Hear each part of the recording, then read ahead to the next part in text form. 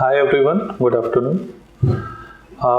आज हम लोग फिर से कैपिटल सिविल सर्विसेज के ऑनलाइन प्लेटफॉर्म में सभी का वेलकम है और हम लोग कंटिन्यू करेंगे फ्रॉम 51। जो हमने लास्ट टेस्ट देखा था वो अराउंड 1 से 50 तक था, है ना। फिर 51 से लेकर 100 तक की जो आंसर्स हैं उससे हम लोग अभी डिस्कस करेंगे। तो 51 क्वेश्चन को हम लोग देखेंगे। लिख रहा है कि on the occasion of world press freedom day which country's historic newspaper La Presse has recently been honored by UNESCO with a Guillermo Cano World Press Freedom Prize 2025। देखिए क्वेश्चन बहुत ही आसान है, राइट। बट यहाँ पे थोड़ा सा आपको ध्यान देना है कि क्या आप बोल रहे हैं कि वर्ल्ड प्रेस फ्रीडम डे, तो ये 3 मई को मनाया जाता है, ये ध्यान में रखिएगा, ठीक है। 3 May is celebrated as a world press freedom day. और इस दिन यूनेस्को क्या करती है, यूनेस्को एक अवार्ड देती है प्रेस फ्रीडम के ऊपर में, जिसका नाम है Guillermo Cano world press freedom prize, ठीक है। तो ये पूछ रहा है कि किस कंट्री का न्यूज़पेपर है ला प्रेस है जिसको ये अवार्ड दिया गया है, ठीक है। तो यूनेस्को एक अवार्ड देती है जिसका नाम है गुलेर्मो कैनो वर्ल्ड प्राइज, ठीक है। तो ये किसको मिला है, ला प्रेसे न्यूज़पेपर को मिला है। और ये ला प्रेसे न्यूज़पेपर किस कंट्री से बिलोंग करता है, तो ये एक लैटिन अमेरिका का कंट्री है जिसका नाम है निकारागुआ। तो इसका आंसर क्या होगा, right answer will be C. देखिए इसके अलावा आप ऑप्शंस भी एलिमिनेट कर सकते हैं। अगर आप मान लो कि आपको आंसर नहीं पता है तो आप ऑप्शन कैसे एलिमिनेट करोगे। तो सबसे पहले देखो ला प्रेस है, ये ला वर्ड अगर कहीं पे दिखता है तो ये समझना कि ये सब लैटिन वर्ड है, ठीक है। तो इजिप्ट कहाँ पे है, इजिप्ट अफ्रीका में है, इसका कोई लेना देना नहीं है, इट्स एन अरब कंट्री, है ना। Then we have Sweden, Sweden is again a Nordic country, वहां पे भी लैटिन नहीं बोला जाता है। Now we are left with 2 option, Cuba and Nicaragua. तो आप इस बेसिस में 50-50 एलिमिनेट करके भी आप आंसर्स ला सकते हो कि देयर इज अ 50% चांस कि आपका आंसर जो होगा वो सही होगा। तो आंसर होगा इसका सी 51 का।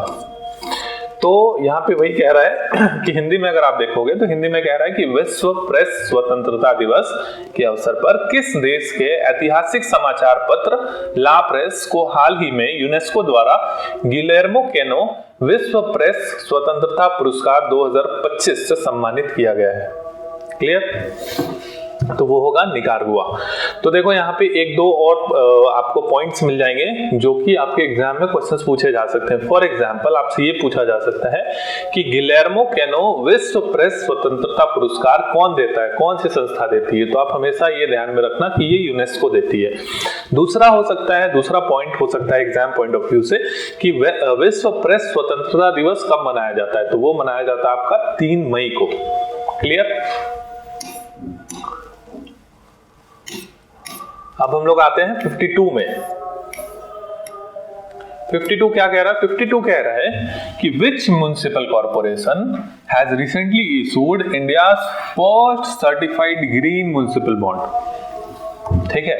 तो बोल रहा है कि कौन सा म्युनिसिपल कॉर्पोरेशन है जो पहली बार ग्रीन म्युनिसिपल बॉन्ड को इशू किया है। ग्रीन म्युनिसिपल बॉन्ड का मतलब क्या है कि देखो जैसे कि गवर्नमेंट को पैसा चाहिए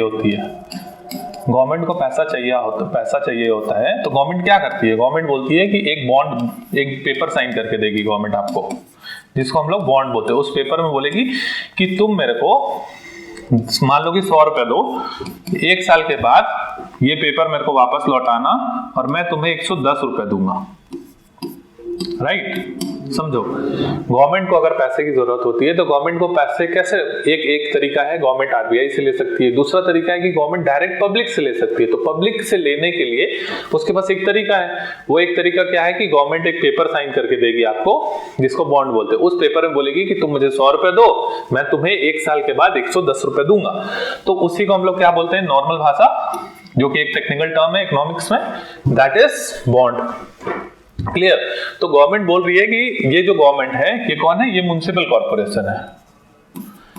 ठीक है, म्युनिसिपल कॉर्पोरेशन क्या बोल रही है कि तुम मुझे पैसा दो और मैं तुम्हें बॉन्ड दूंगा, और ये जो बॉन्ड होगा ये ग्रीन बॉन्ड होगा। ठीक है, ग्रीन बॉन्ड का मतलब क्या हुआ?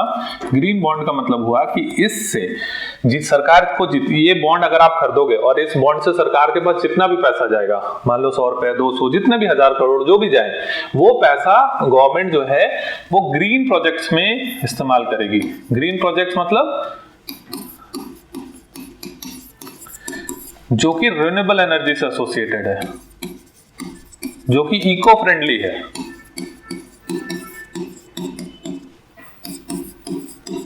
ठीक है, जैसे सीवेज ट्रीटमेंट प्लांट हो गया, सोलर प्लांट हो गया, तो ये इस तरीके के प्रोजेक्ट्स में गवर्नमेंट जो है वो पैसा को खर्च करेगी। तो ये कौन सा म्युनिसिपल कॉर्पोरेशन है?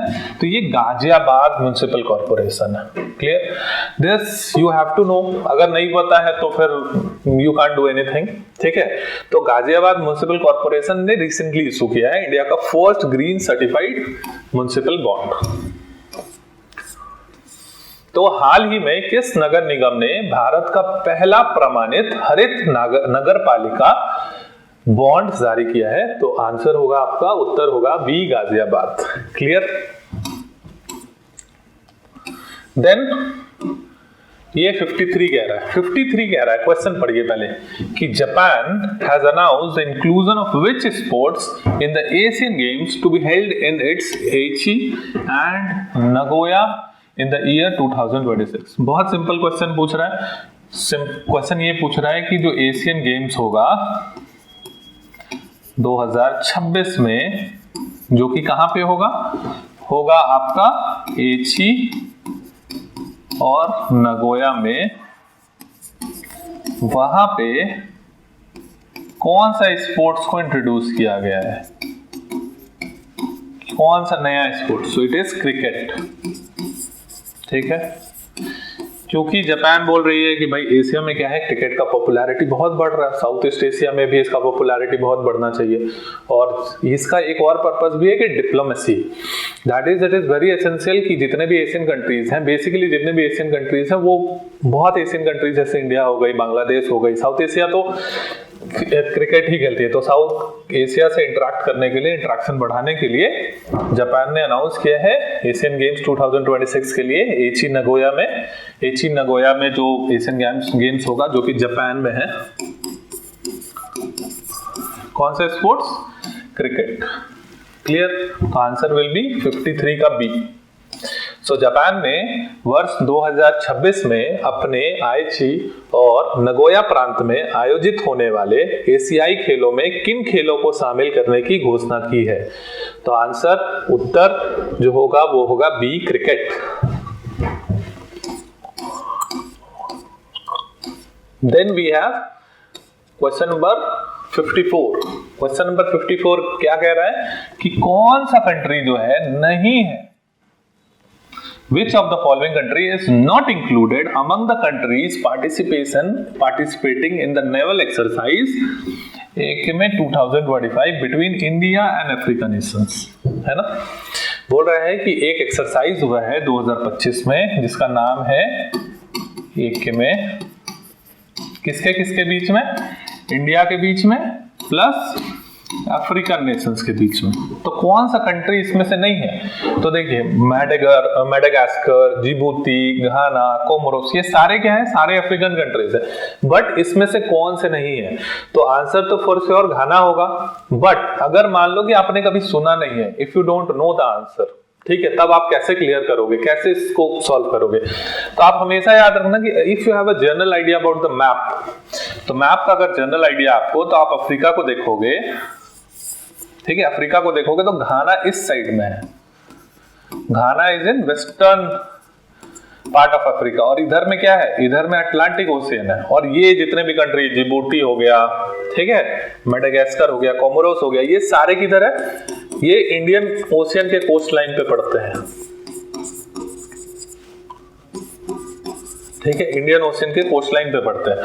तो आप खुद सोचो कि इंडिया अगर किसी के साथ एक्सरसाइज करेगा तो वो क्या अटलांटिक ओशन ज्यादा इंपॉर्टेंट होगा इंडिया के लिए या फिर इंडियन ओशन ज्यादा इंपॉर्टेंट होगा? तो for sure Indian Ocean will be more important than the Atlantic Ocean and Ghana is on the western side, मतलब वो अटलांटिक कोस्ट पे है, तो for sure Ghana will be out, है ना। तो इस तरीके से आप यूजिंग कॉमन सेंस, देखो कॉमन सेंस लगाने के लिए भी you need to have a basic knowledge, है ना। यहाँ पे बेसिक नॉलेज किस चीज का चाहिए? Basic knowledge is about the map of the world, ठीक है। तो ये क्लियर हो सकता था। एके में 2025 between the India and Africa held is किसके किसके बीच में? Madagascar, Djibouti and Comoros. So Bharat और अफ्रीकी देशों के बीच नौसैनिक अभ्यास एके में 2025 में भाग लेने वाले देशों में निम्नलिखित में से कौन सा देश शामिल नहीं है? तो आपका उत्तर होगा सी, घाना।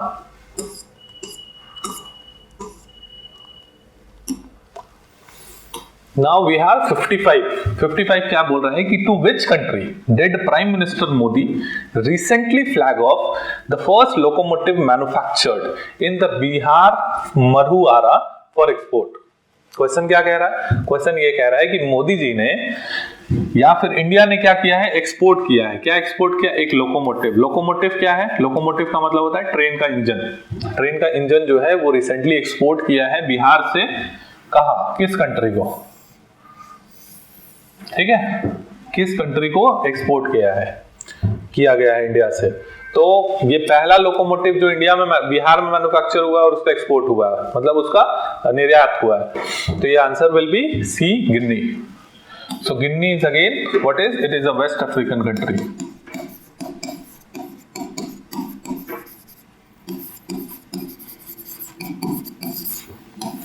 This you have to know, ठीक है, ये आपको पता होना चाहिए। और आपको यहाँ पे एक दो और पॉइंट्स मिल गए from exam point of view कि जो लोकोमोटिव मैन्युफैक्चर हुआ वो कहाँ पे हुआ? बिहार में, मरहौरा में। So if anybody is appearing for BPSC examination also it is important as well as for general examination. For general को कहीं से भी पूछा जा सकता है। सो प्रधानमंत्री मोदी ने हाल ही में बिहार मढ़ौरा में निर्मित पहले लोकोमोटिव को निर्यात के लिए किस देश को हरी झंडी दिखाई? तो आंसर विल बी सी, गिनी।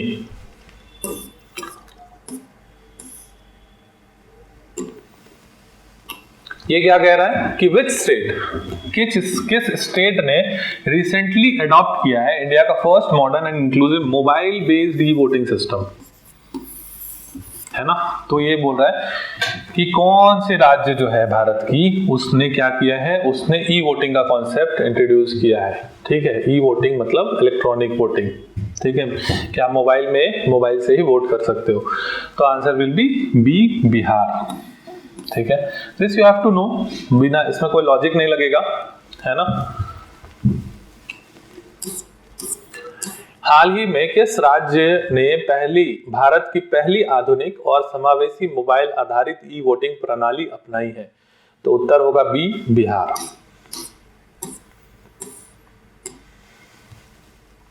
देखो यार, ये तो आपने हमेशा सुना होगा G7, है ना, group of 7। Earlier it was called as a group of 8। तो ये क्या क्वेश्चन पूछ रहा है? Where was the group of 7 summit 2025 recently held? ठीक है, जिस प्रकार से एग्जाम को डिले किया जा रहा है 10 दिन, 15 दिन, 1 महीना, मुझे तो लग रहा है कि आप लोगों को 2026 का भी याद करना पड़ेगा कि कहाँ पे वो समिट हो रहा है। ठीक है, where was the group of 7 G7 summit 2025 recently held? तो आंसर जो होगा वो होगा कनाडा, कनान्स्किस, ठीक है। तो याद रखिएगा सिर्फ Canada, it will be more important. Exam में इतना आपको डिटेल में नहीं पूछेगा कि ओटावा में हुआ था, टोरंटो में हुआ था। दे विल बेसिकली आस्क किस कंट्री में हुआ था। क्लियर? तो 2025 में हुआ था। G7 आपको पता ही है क्या होता है। G7 हम लोग देख लेते हैं। 7 मेजर एडवांस इकोनॉमी है वर्ल्ड की, वो उनका ग्रुपिंग है, जिसमें कौन कौन आता है? कनाडा आता है, फ्रांस आता है, जर्मनी आता है, इटली आता है, जापान आता है, यूनाइटेड किंगडम आता है, यूनाइटेड स्टेट्स आता है। अर्लियर रसिया भी आती थी, बट क्रीमिया इन्वेजन के बाद 2013 में रसिया को बाहर कर दिया गया और ये लोग क्या करती हैं यहाँ पे, ये लोग डिस्कस करती है global economic policies, security and international cooperation. ठीक है, समझ में आया? तो आपने सुना होगा ना मॉडर्न सेंस में कि जब जो लेडीज होती है, वुमेन्स होती हैं, वो लोग अपना पार्टी करती हैं, जिसको किटी पार्टी कहते हैं। तो सिमिलर टर्म में ही वो लोग जैसे पार्टी करती हैं, बैठती हैं, डिस्कस करती हैं अपने इश्यूज को, वैसे ही लोग भी आते हैं, पार्टी वार्टी करते हैं अपना, और जो थोड़ा बहुत है मजाक करके डिस्कस करते हैं इश्यूज को। वैसा कुछ खास काम हो तो हो नहीं पाता है ये सब समिट में। ये सब समिट एक तरीके से हमारे जितने भी पॉलिटिशियंस हैं उनके लिए फ्री टाइम है। सो हाल ही में ग्रुप ऑफ 7 G7 शिखर सम्मेलन 2025 कहाँ आयोजित किया गया था? तो answer is C, Kananaskis, Canada. BRICS आप लोग ने हमेशा सुना होगा, I hope everybody know what is BRICS. BRICS एक ग्रुपिंग है, किस चीज का ग्रुपिंग है? 5-6 कंट्रियां हैं इनिशियली, 5-6 कंट्री थे, अभी तो बहुत हो गई हैं। और ये लोग बैठ के वहां क्या करते हैं, वो लोग बात करते हैं कि हम लोगों को कैसे अपना डेवलपमेंट को बढ़ाना है। तो it is about the south south cooperation.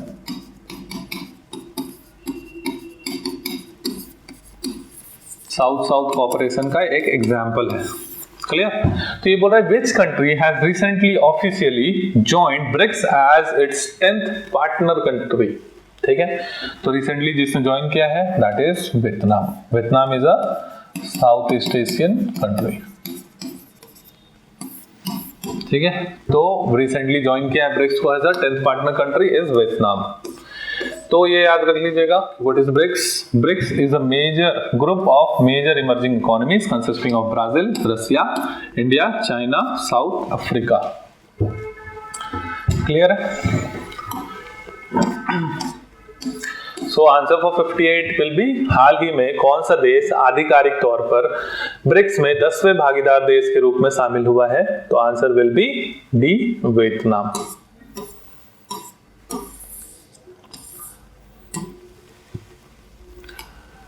By defeating which country at the Lords? Then we are in 59. That is, by defeating which countries at the Lords did South Africa win the ICC World Test Championship 2025 title for the first time? Question क्या कह रहा है? Question कह रहा है कि south Africa जो है फॉर वेरी फर्स्ट टाइम उन्होंने वर्ल्ड टेस्ट चैंपियनशिप जो है जीता है। ठीक है, तो जो जीता है वो कहां पे जीता है? तो वो तो क्वेश्चन में ही लिखा हुआ है कि लॉर्ड्स में, है ना? दैट दे वोन एट, मैच कहां पे हुआ था? मैच हुआ था आपका लॉर्ड्स में। ये कहां पे है? लंदन में है। और किस कंट्री को हरा के साउथ अफ्रीका ने जीता? तो south Africa versus Australia. Clear? तो ये बहुत सिंपल से क्वेश्चन था। आई नो कि आप लोग सबने पढ़ा होगा, सुना होगा, क्योंकि हम तो क्रिकेट के दीवाने हैं।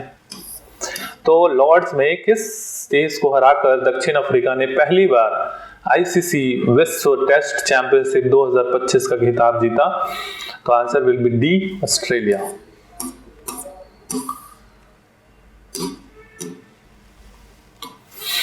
देखो क्या लिख रहा है, question number 60, at its 78th session which disease has WHO unanimously declared as a global public health priority for the very first time?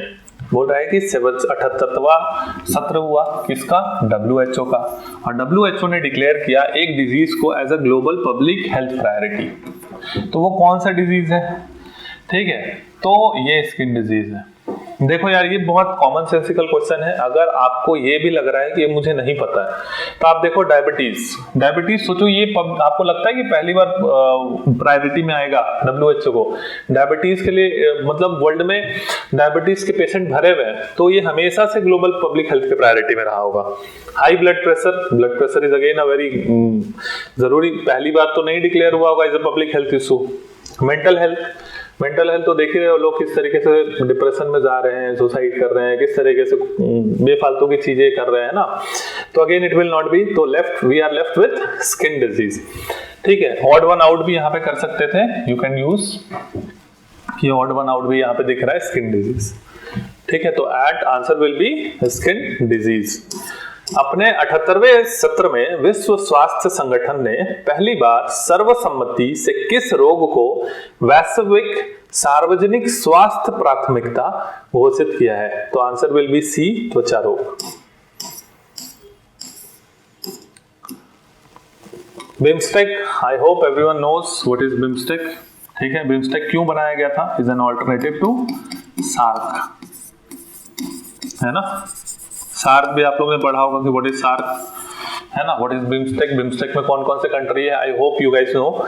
तो रिसेंटली किसने चेयरमैनशिप अज्यूम किया है? देखो चेयरमैनशिप जो है 2 साल के लिए होता है ना। कहीं कहीं पे चेयरमैनशिप जैसे G20 का चेयरमैनशिप वो 1 साल के लिए होता है। हर 1 साल जो है चेयरमैन जो होंगे वो चेयरमैनशिप जो होगा जो चेयर करेंगे कंट्री वो चेंज होंगे। बट यहाँ पे जो बिम्स्टेक है वहां पे जो भी चेयर करेंगे कंट्री वो 2 साल के लिए चेयर करेंगे। तो बोल रहा है कि किस कंट्री ने अज्यूम किया है? तो आंसर विल बी बांग्लादेश। ठीक है,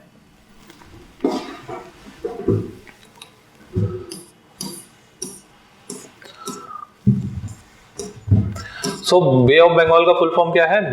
बिम्स्टेक का bay of Bengal initiative for multi sectoral technical and economic cooperation is a regional organisation जो कि 7 स्टेट हैं, उसमें 7 मेंबर स्टेट बांग्लादेश है, भूटान है, इंडिया है, म्यांमार है, नेपाल है, श्रीलंका है एंड थाईलैंड है। ठीक है, तो याद रखिएगा बिम्स्टेक एक क्षेत्रीय संगठन है जिसमें 7 सदस्य देश शामिल हैं। तो 7 का नाम आपको ध्यान में रखना है और जो सदस्यता है उसका आंसर होगा ए, बांग्लादेश। अब 62 नंबर पे हम लोग आएंगे कि वर्ल्ड हैप्पीनेस रिपोर्ट में इंडिया का रैंक कितना है? इंडिया का रैंक कितना है among the 147th country in the world happiness report 2025? देखो यार, अगर ये इतना, इसका ऑप्शन क्या है? 115th लग्जमबर्ग टॉप किया है, 116th Norway topped, 114th Denmark topped, 118th Finland topped. तो ये अगर आप इसका आंसर देखोगे तो आपको हमेशा याद रखना कि 5-6 साल से ना हमेशा से फिनलैंड जो है वो फर्स्ट नंबर पे आया है ना। हमेशा से फिनलैंड जो है वो फर्स्ट नंबर पे आया है। तो इंडिया का पोजीशन क्या हो गया? 118वां। ठीक है, तो इस तरीके से भी क्वेश्चन इसको बनाया जा सकता था। बट अगर स्पेसिफिकली रैंक पूछता तो you have to know that it was 118th। आपको ये भी ध्यान में रखना है कि फिनलैंड, देखो यहाँ पे लिखा है Finland retain the top spot for the 8 consecutive year. मतलब लास्ट 8 सालों से फिनलैंड जो है वो टॉप पे आ रहा है। क्लियर? तो ये बेसिकली जितने भी नॉर्डिक कंट्रीज है ना वो लोग ही टॉप करते हैं, नॉर्डिक या फिर स्कैंडिनेवियन कंट्रीज।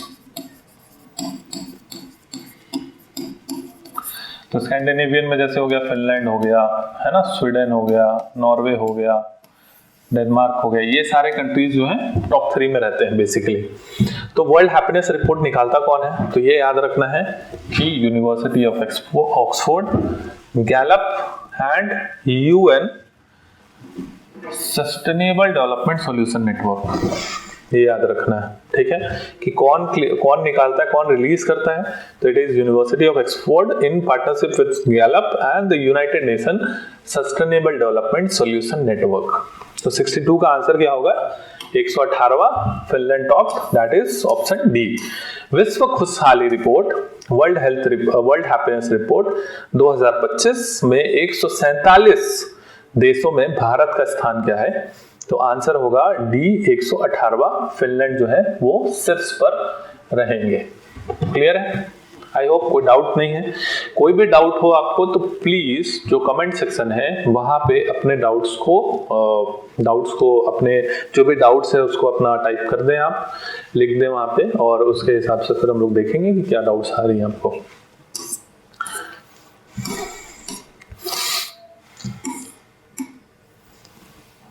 क्या बोल रहा है?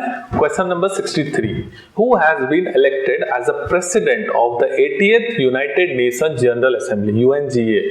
ठीक है, के प्रेसिडेंट कौन है?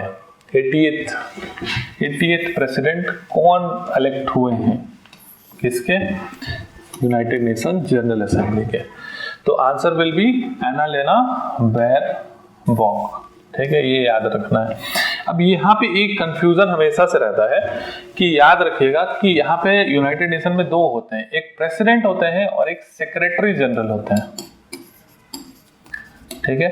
सो सेक्रेटरी जनरल तो एंटोनियो है, मिस्टर एंटोनियो ग्यूटेरस, ठीक है, clear. He is a secretary general, और सेक्रेटरी जनरल हर एक साल नहीं इलेक्ट होते हैं, लेकिन जो प्रेसिडेंट होते हैं ना वो हर एक साल इलेक्ट होते हैं यूएनजीए में। तो प्रेसिडेंट जो है वो भी कौन है, एनालेना बेयरबॉक। हमेशा कंफ्यूज मत कीजिएगा, क्वेश्चन हमेशा ढंग से पढ़िएगा कि व्हाट इज आस्किंग, प्रेसिडेंट पूछ रहा है या फिर सेक्रेटरी जनरल पूछ रहा है। तो सेक्रेटरी जनरल जब पूछ रहा है तो it will be Antonio Guterres, but when they are asking you the recent president, that is 80th president, तो answer will be Annalena Baerbock, clear. तो option will be for 63, answer will be C, clear. और ये कहां से belong करते हैं, ये Germany के हैं, जर्मनी के फॉरेन मिनिस्टर हैं, ठीक है, जर्मनी फॉरेन,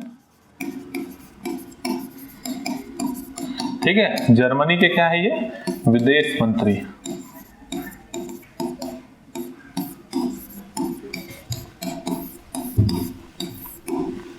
क्या नाम है, एनालेना बेयरबॉक। और इनका टेन्योर जो होगा वो 1 साल होगा। तो 80वीं संयुक्त राष्ट्र महासभा का अध्यक्ष किसे चुना गया है, तो answer will be C, Annalena Baerbock, जो कि जर्मनी के विदेश मंत्री हैं। Again this is very factual question, इसको आप कॉमन सेंस कुछ नहीं लगा सकते हो। मिस वर्ल्ड 2025 का टाइटल जो हैदराबाद में हुआ वो किसने जीता, मिस वर्ल्ड 2025 का जो किताब है वो जो कि हैदराबाद में हेल्ड हुआ था, हैदराबाद में आयोजित किया गया था, उसे किसने जीता, तो answer will be C, Opal Suchata Chuangsri. She is from Thailand. तो ये याद रखना है यार, you can't do anything with this, you have to remember the name, that is Miss World 2025 is the winner is Opal Suchota Chuangshri, and the venue place was Hyderabad, India, clear, and the contestant belong from Thailand, the winner belong from Thailand, ठीक है। तो answer will B 64 का क्या होगा, हैदराबाद में आयोजित miss world 2025 का खिताब किसने जीता, तो क्रिस्टीना पिस्कोवा, चेकोस्लोवाकिया का कह रहा है, चेक Republic, then Sidney Shetty Bharat, again wrong, Opal Suchata Chuangsri Thailand, that is right, and Yasmina Zaytoun, that is from Lebanon. वो सारी कंटेस्टेंट थी, but C will be the answer.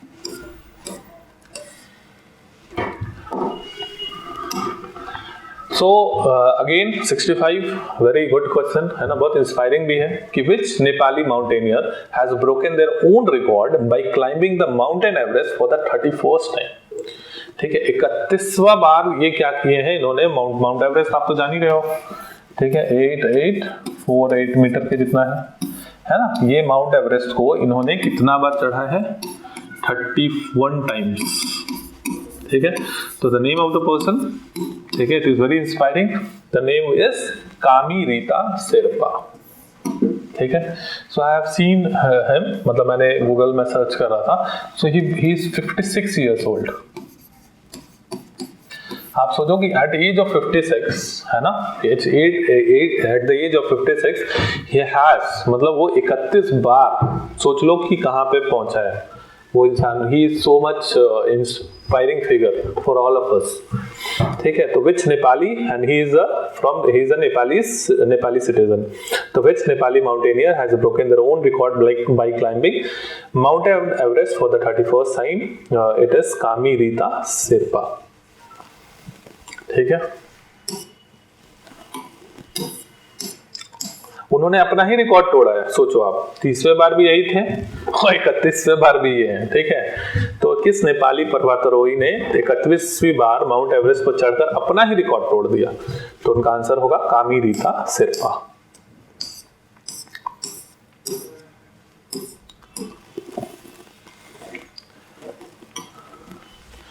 Question number 66 ये क्या बोल रहा है कि by what name has India announced the development of its next generation two seater electric trainer aircraft.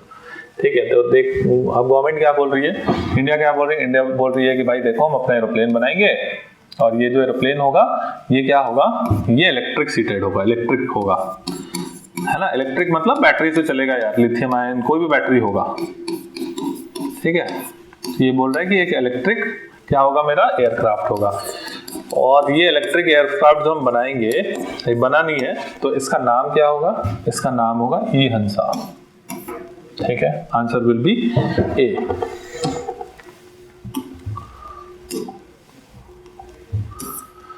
कह रहा है कि भारत ने अगली पीढ़ी के 2-सीटर इलेक्ट्रिक ट्रेनर विमान के विकास की घोषणा किसके द्वारा की है, तो ई हंसा उसका नाम है।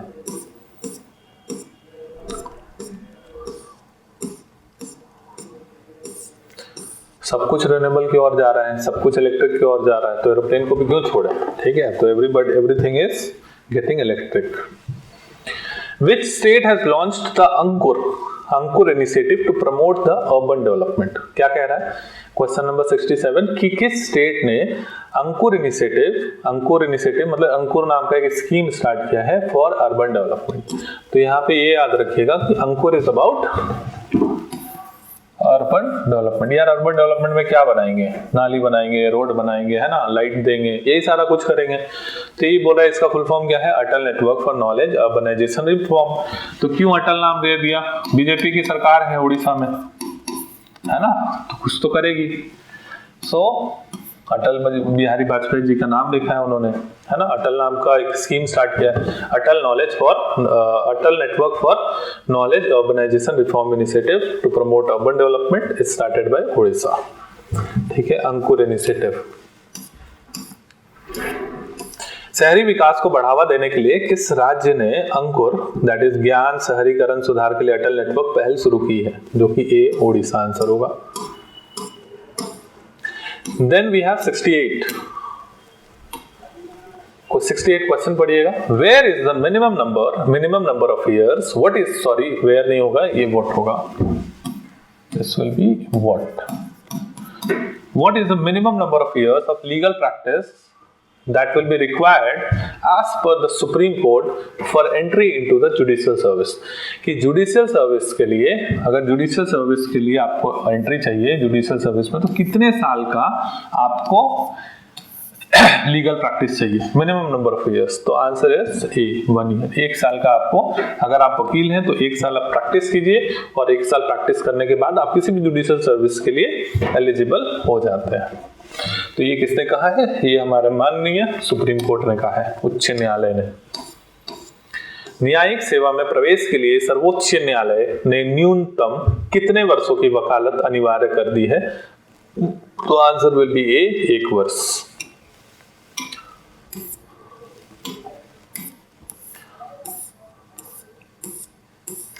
ये डिटेल अगर आपको पढ़ना है तो पढ़िए। भारत के सुप्रीम कोर्ट ने न्यायिक सेवा में प्रवेश के लिए उम्मीदवारों के लिए न्यूनतम 1 वर्ष के कानूनी अभ्यास को अनिवार्य कर दिया है।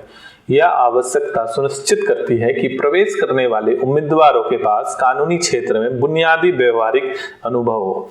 अल्पकालिक अभ्यास भी उम्मीदवारों को कोर्ट रूम प्रक्रियाओं और कानूनी प्रक्रियाओं को समझने में मदद करता है।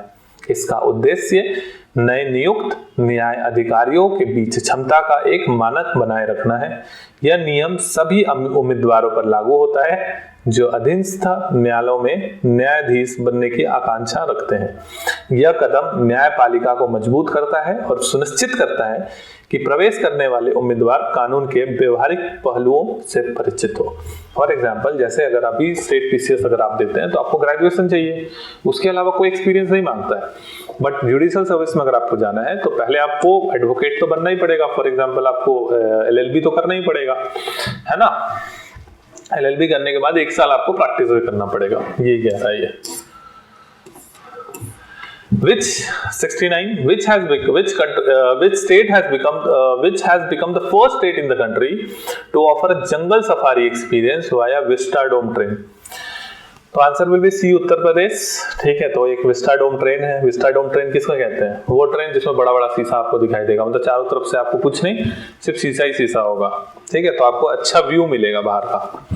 क्लियर, उससे विस्टाडोम ट्रेन कहते हैं। तो ये बोला कि किस स्टेट में जंगल सफारी का जो एक्सपीरियंस होगा वो विस्टाडोम ट्रेन से होगा, तो वो है आपका उत्तर प्रदेश। तो उत्तर प्रदेश में आप बोलोगे कि भाई ऐसा क्या हो रहा है कि वहां पे जंगल सफारी मिलेगा आपको, तो जो उत्तर प्रदेश का तराई वाला रीजन है, वो तराई वाले रीजन में आपको बेसिकली ये ट्रेन जो है आपको वो उसी रूट में ये ट्रेन चलेगा, शायद चलता भी है आई गेस। ठीक है, तो विस्टाडोम ट्रेन के माध्यम से जंगल सफारी का अनुभव प्रदान करने वाला देश का पहला राज्य कौन सा बन गया है? वो है सी, उत्तर प्रदेश। कितने भी उसके वाइल्ड लाइफ सेंचुरीज वगैरह है उससे वो आपको ट्रैवल्स करेगा ट्रेन के थ्रू, बस सिंपल सी बात है। आप कार लेके जाते थे, कार ले जाने की जरूरत नहीं पड़ेगी, आप ट्रेन में बैठिए, ट्रेन आपको पूरा जो है नेशनल पार्क घुमाएगा। जैसे जू वगैरह में गए होगे ना आप लोग, तो जू वगैरह में देखोगे कि ट्रेन वगैरह लगा रहता है, छोटा मोटा पूरे जू घुमाता है वो, तो उसी प्रकार। Then we have 70 क्या कह रहा है? In which state has the Sarapchu spanning 1585 square kilometers have been declared India's largest conservation reserve? ठीक है, ये क्या बोल रहा है? बोल रहा है कि इंडिया का जो लार्जेस्ट कंजर्वेशन रिजर्व है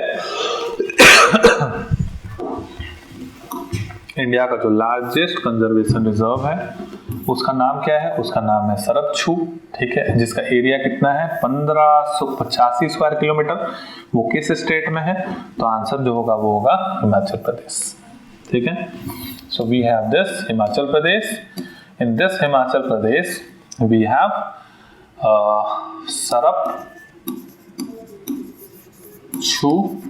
विच is India's largest conservation reserve, जो कि लार्जेस्ट है। ठीक है, बस इतना सा ध्यान में रखना है। पर्पस क्या है? बायोडाइवर्सिटी को प्रोटेक्ट करना है, एनवायरनमेंट को प्रोटेक्ट करना है, उसके अलावा तो कुछ है नहीं।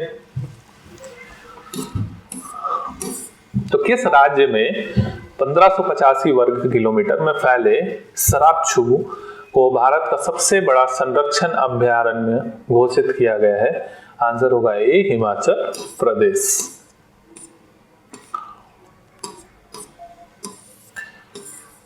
देखो ये क्या बोल रहा है? क्वेश्चन नंबर 71 बोल रहा है कि which of the following pair of the national park and river is not correctly match. ये कुछ नहीं बोल रहा है, ये बोल रहा है दो चीज कह रहा है। ये बोल रहा है कि भाई देखो नेशनल पार्क दे दिया मैंने और मैंने उसके आजू बाजू वाला रिवर दिया, अब तुमको ये ढूंढना है कि कौन सा गलत है। ठीक है, तो इसमें जो गलत होगा, ये याद रख लो यार, साइलेंट वैली नेशनल पार्क के बगल से कौन सी नदी गुजरती है? उसके बीच से कुंती पूजा। पन्ना से कौन सी नदी गुजरती है? केन, ये मध्य प्रदेश में है, ये आपका केरला में है। Orang is in Assam. ठीक है, और मानस जो है वो भी असम में है। ठीक है, तो Orang is again Brahmaputra, it is correct, but the Manas national park Brahmaputra नहीं होके क्या होगा? मानस रिवर। ठीक है, रिवर का नाम भी क्या है? मानस।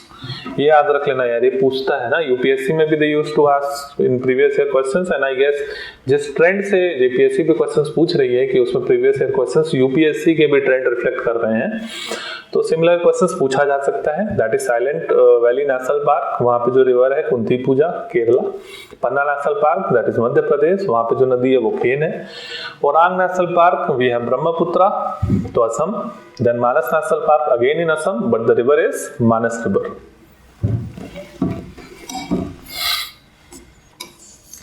सो इसमें गलत कौन सा है? निम्नलिखित में से राष्ट्रीय उद्यान और नदियों में कौन सा युग्म सही सम्मिलित नहीं है? कौन सा गलत है? तो मानस राष्ट्रीय उद्यान, दैट इज मानस नदी, नॉट ब्रह्मपुत्र। ब्रह्मपुत्र गलत होगा।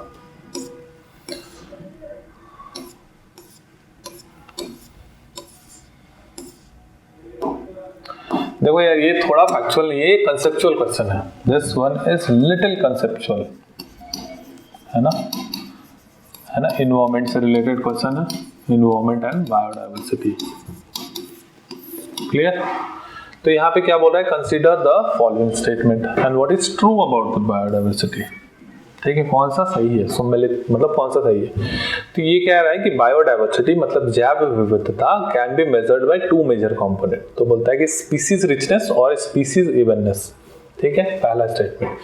सेकंड स्टेटमेंट कह रहा है कि low evenness means that a few species dominate the region और इकोसिस्टम। तो बायोडाइवर्सिटी क्या होता है? बायोडाइवर्सिटी होता है वेरिएबिलिटी अमंग द ऑर्गेनिजम्स, है ना, वेरिएबिलिटी ऑफ ऑर्गेनिजम्स। कि बायोडाइवर्सिटी का मतलब ये होगा कि कोई भी जो रीजन है, उस रीजन का अगर बायोडाइवर्सिटी का, जैव विविधता का बात करते हैं, तो हम लोग ये देखते हैं कि कितने फ्लोरा फोना है वहां पे, number of species of flora and fauna.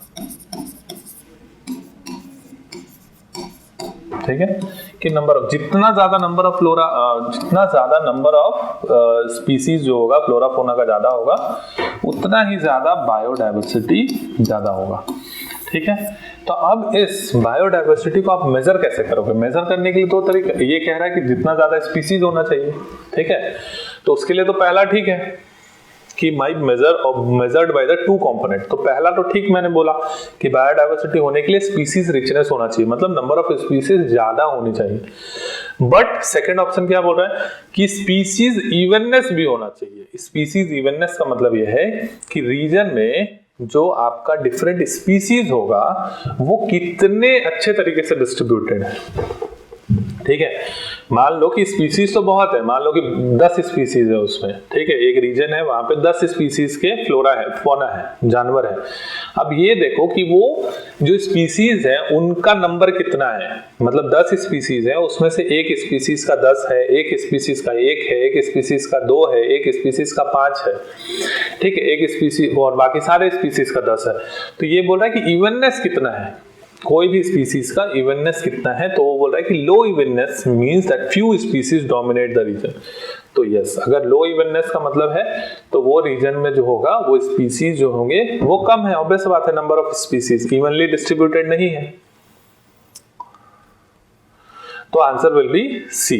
तो बायोडाइवर्सिटी दो कंपोनेंट, दो चीज से मेजर किया जाता है, स्पीसीज रिचनेस से और स्पीसीज इवननेस से। और दूसरा बोलता है कि लो इवननेस का मतलब होता है कि फ्यू स्पीसीज है डोमिनेट कर रहे रीजन में। तो निम्नलिखित कथन पर विचार कीजिए। आंसर इसका सी होगा। जैव विविधता के दो प्रमुख घटकों द्वारा मापा जा सकता है, प्रजाति समृद्धि और प्रजाति समता।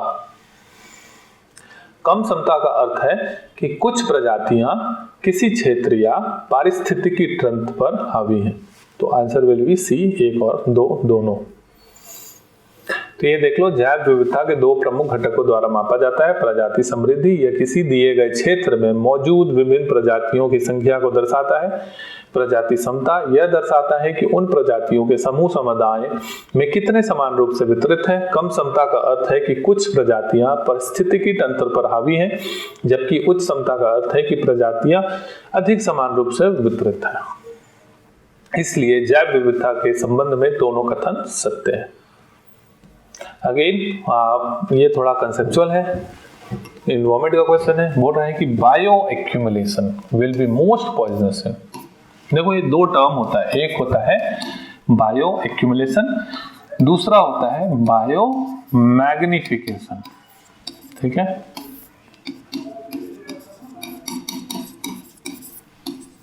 ठीक है, बायो मैग्निफिकेशन होता है, दो टर्म होता है। तो बायो एक्यूमुलेशन का मतलब क्या होता है कि होता क्या है कि जो भी इन्वायरमेंट है ना, उसमें बहुत सारे टॉक्सिक सब्सटेंसेस हैं।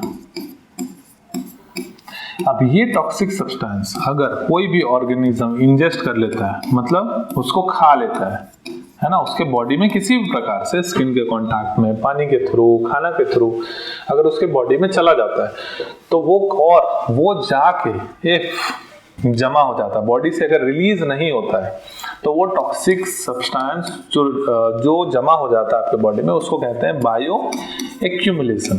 ठीक है, ठीक है। और वो धीरे धीरे क्या होता है कि आप मैग्नीफाई करते रहता है अगर बॉडी में, वो टॉक्सिक सब्सटेंस जो है वो धीरे धीरे क्या करता है, उसका पावर जो है, वो क्षमता जो है वो बढ़ते जाता है। तो उसको कहते हैं बायो मैग्निफिकेशन। अब ये क्या कह रहा है, यहाँ पे कह रहा है कि बायो एक्यूमुलेशन सबसे ज्यादा पॉइजनस कहाँ पे होगा, तो बायो एक्यूमुलेशन सबसे ज्यादा पॉइजनस जो होगा वो होगा सेकेंडरी कंज्यूमर है। फॉर एग्जाम्पल कि यहाँ प्लांट है एक, ठीक है, ये प्लांट है, ये प्लांट सॉइल है। अब सॉइल में कोई टॉक्सिक सब्सटेंस होगा, अब ये टॉक्सिक सब्सटेंस कहाँ चला गया, इस प्लांट में चला गया। इस प्लांट को क्या किया, किसी डियर ने खा लिया, ठीक है, किसी डियर ने क्या किया, खा लिया, है ना, किसी डियर ने इंजेस्ट कर लिया। अब ये डियर को किसी टाइगर ने खा लिया मान लो, ठीक है, तो इसने क्या किया, ये टॉक्सिक सब्सटेंस तो सबसे पहले प्लांट के अंदर में था, ठीक है, एक्यूमुलेट यहाँ हुआ। अब प्लांट से कहा गया, डियर के पास, अब डियर से कहा गया, टाइगर के पास। तो जैसे जैसे एक ट्रॉफिक साइकिल से दूसरे ट्रॉफिक साइकिल या फिर एक फूड चेन से दूसरे फूड चेन में वो टॉक्सिक सब्सटेंस मूव करते जाएगा, वैसे ही क्या होगा, वो और भी ज्यादा पॉइजनस होते चला जाएगा। तो जो सेकेंडरी कंज्यूमर है उसके पास वो सबसे ज्यादा पॉइजनस हो जाएगा। This will be producer, this will be primary consumer and the tiger will be secondary consumer. तो answer will be C, secondary consumer. जैव संचय सबसे अधिक विषैला होगा द्वितीयक उपभोक्ता के पास, जो कि आंसर होगा सी। 74. From the ecological point of view, which one of the following assumes the importance in being a good link between the Eastern Ghat and the Western Ghat?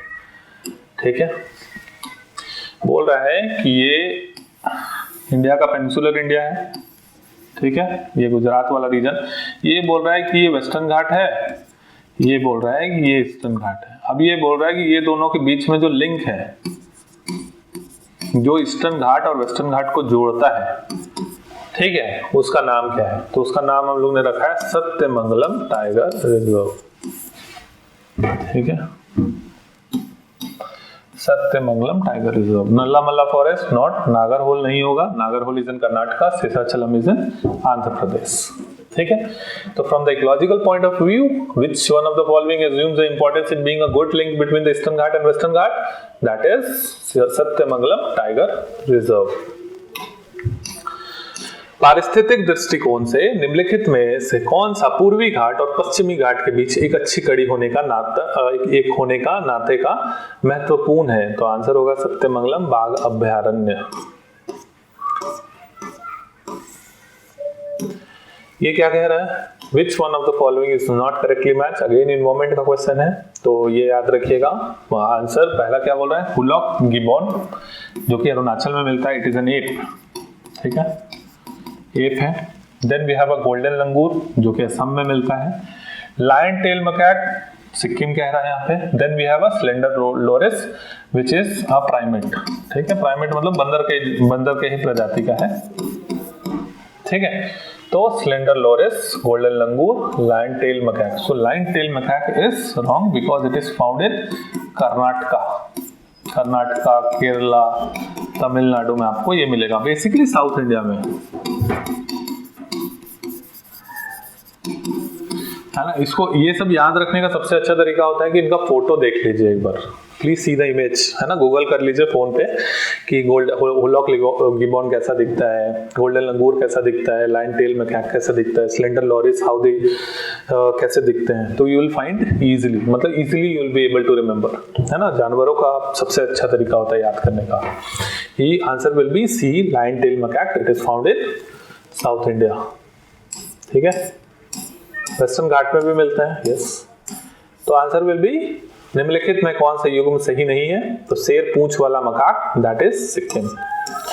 Where is the headquarter of the World Bank group located?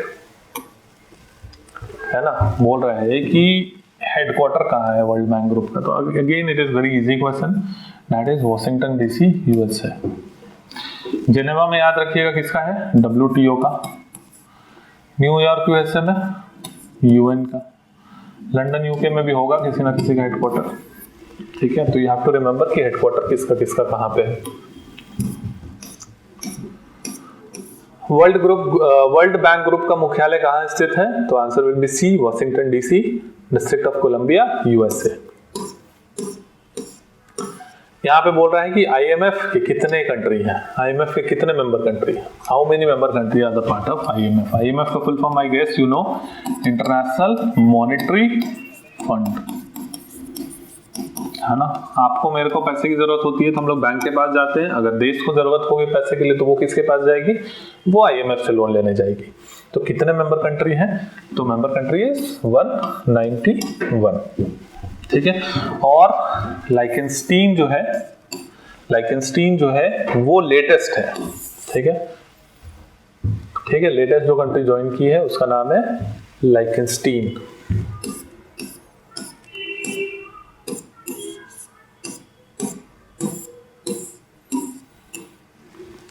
देखो ये पूछा था गया था ना पीछे, अभी 51 52 में भी हमने देखा था कि ला प्रेसे करके जो एक न्यूज़पेपर है उनको कौन अवार्ड दिया था, तो वो जो अवार्ड था गुलेर्मो अवार्ड था, वो यूनेस्को दी थी। तो अब यहाँ पे पूछ रहा है कि यूनेस्को एस्टैब्लिश कब हुआ था, है ना। When was the United Nation Education Scientific and Cultural Organization establish, तो आंसर विल बी 1945, 1945 में यूनेस्को को एस्टैब्लिश किया गया था। इसका पर्पस क्या था, peace, human rights, education, science, culture, ये सबको प्रमोट करना है।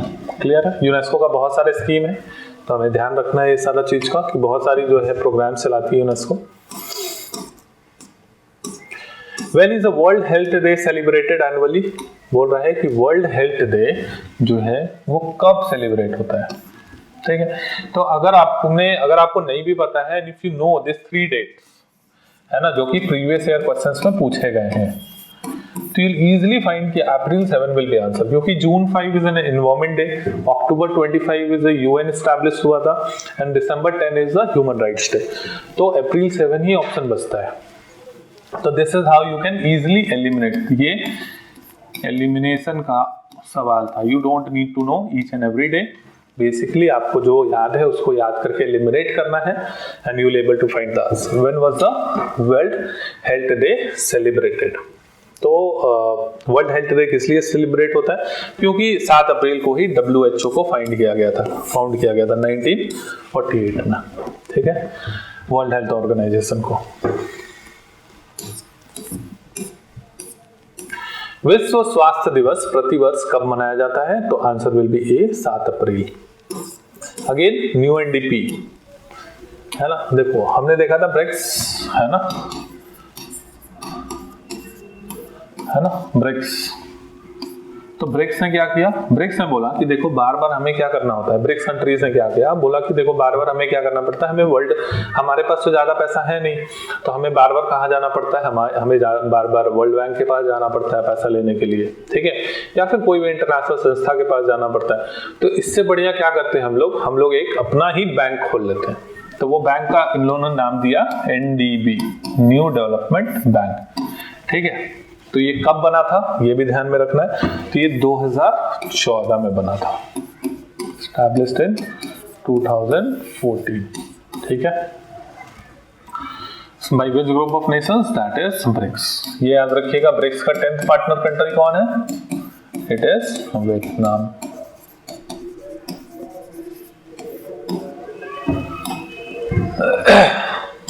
सो न्यू डेवलपमेंट बैंक इस समूह ने स्थापित किया है, answer will be B, BRICS. Again this is very simple question कि universal declaration of human rights कब प्रोक्लेम किया गया था, मतलब इसी दिन ह्यूमन राइट डे भी मनाया जाता है, दैट इज 10 दिसंबर 1948, ठीक है। When was the universal declaration, ठीक है।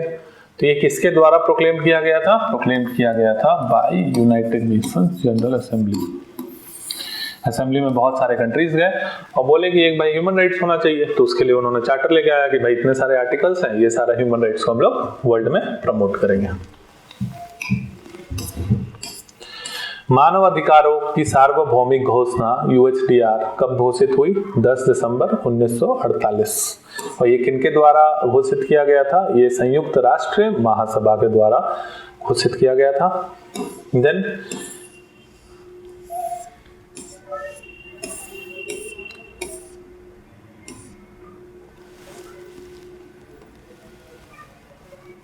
When did, again a factual question, when did the International Covenant on Civil and Political Rights become legally binding? ठीक है, there is an International Covenant on Civil and Political Rights. ठीक है, तो वो legally binding कब हो गया था? That is on the year 1976. 1966 को लाया गया था, 10 साल के अंदर में उसको रेटिफाई किया गया बहुत सारे कंट्रीज के द्वारा, सिग्नेचर किया गया और वो फिर लीगली बाइंड हो गया। जो मतलब ये हो गया कि जो भी कंट्री ये कोवेनेंट साइन करती है, रेटिफाई करती है अपने पार्लियामेंट के द्वारा या फिर अपने जो भी हाईएस्ट लेजिस्लेटिव बॉडी है उनके द्वारा, तो उनको वो सारे कंट्री को जो भी सिविल और पॉलिटिकल राइट्स है वो सारी देनी पड़ेगी अपनी सिटीजन्स को। अंतर्राष्ट्रीय नागरिक और राजनीति अधिकार संधि ICCPR कब कानूनी रूप से बाध्यकारी हुई? तो सी होगा आंसर, सी 1976।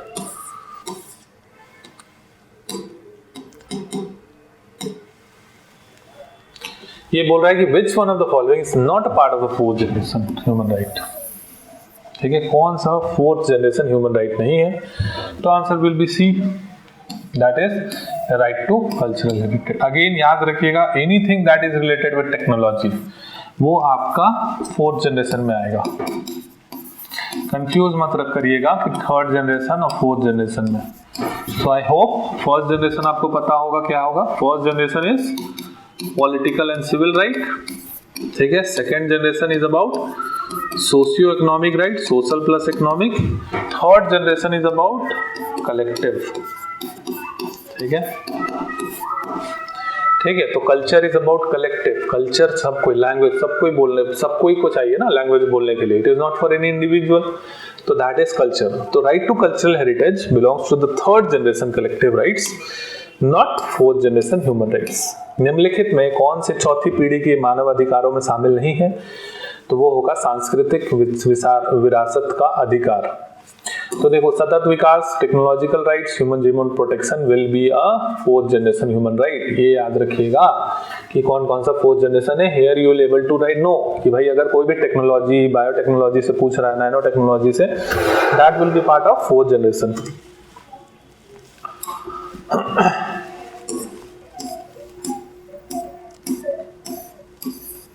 अगेन क्या बोल रहा है कि how many members make up the human right council? 84 number. तो answer will be B 47। The human right council is made up of 47 member states. ये कुछ नहीं है, इसको याद करके रखना होगा यार, you don't need to do anything. Which of the following is not a part of the selection committee appointing the NHRC member? NHRC के मेंबर को कौन सेलेक्ट कमिटी, मतलब जो NHRC होंगे, NHRC में बहुत सारे मेंबर्स हैं, तो वो सारे मेंबर्स को सेलेक्ट करेंगे। सेलेक्ट करने में कौन हेल्प करते हैं, कौन हेल्प नहीं करते हैं, तो उसमें से एक का पूछ रहा है कि कौन हेल्प नहीं करते हैं, तो answer will be D, chairman of Rajya Sabha. ठीक है, ठीक है, कि प्राइम मिनिस्टर करते हैं, स्पीकर ऑफ द लोकसभा करते हैं, सेंट्रल होम मिनिस्टर करते हैं, और कौन करते हैं, लीडर्स ऑफ ऑपोजिशन करते हैं। ठीक है, but not the chairman. Chairman नहीं होते, डिप्टी चेयरमैन होते हैं राज्यसभा के। वो chairman of Rajya Sabha is basically the vice president of India. he will not form the part of the selection committee of NHRC। तो answer will be D, chairman of Rajya Sabha. उसके अलावा कौन कौन है, please see the explanation part. NHRC में कौन कौन होंगे जो सिलेक्शन कमिटी में रहेंगे? प्राइम मिनिस्टर होंगे, स्पीकर होंगे लोकसभा के, डिप्टी चेयरमैन होंगे राज्यसभा के, लीडर ऑफ अपोजिशन होंगे और होम मिनिस्टर साहब होंगे, हमारे अमित शाह जी भी होंगे। ठीक है, निम्नलिखित में से कौन NHRC के सदस्यों की नियुक्ति के चयन समिति का हिस्सा नहीं है? तो answer will be D, Rajya Sabha के अध्यक्ष। ये बोल रहा है कि ऑपरेशन एकिया है ना, किस चीज पे फोकस करता है? तो it will be answer C. Option क्या क्या दिया हुआ है? नेवल डिप्लोमेसी के लिए, मरीटाइम ट्रेड को प्रमोट करने के लिए, फोर्थ बोल रहा है साइबर सिक्योरिटी को प्रमोट करने के लिए, but operation Aikya is focus upon disaster response के लिए। ठीक है, कि अगर डिजास्टर वगैरह हो जाता है तो किस तरीके से हम लोग कोऑर्डिनेट करेंगे। तो ये साउथ एशियन कंट्रीज के बीच में हुआ था। Operation Aikya facilitates better collaboration among South Asian nations in disaster management and response. ठीक है, तो आंसर विल बी सी, आपदा प्रतिक्रिया समन्वय को सुदृढ़ करना।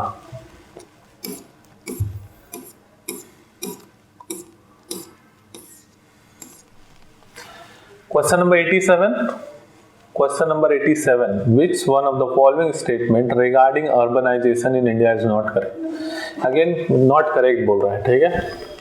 तो नॉट करेक्ट मतलब गलत ढूंढना है मेरे को कि गलत कौन सा है। तो बोल रहा है कि गलत कौन सा है। बोल रहा है पहला स्टेटमेंट देखिए कि गोवा का हाईएस्ट अर्बनाइजेशन है, ठीक है। बी बोल रहा है कि बिहार का लोएस्ट अर्बनाइजेशन है, मतलब बिहार के सबसे कम लोग जो है शहर में रहते हैं और गोवा के सबसे ज्यादा लोग जो है वो शहर में रहते हैं।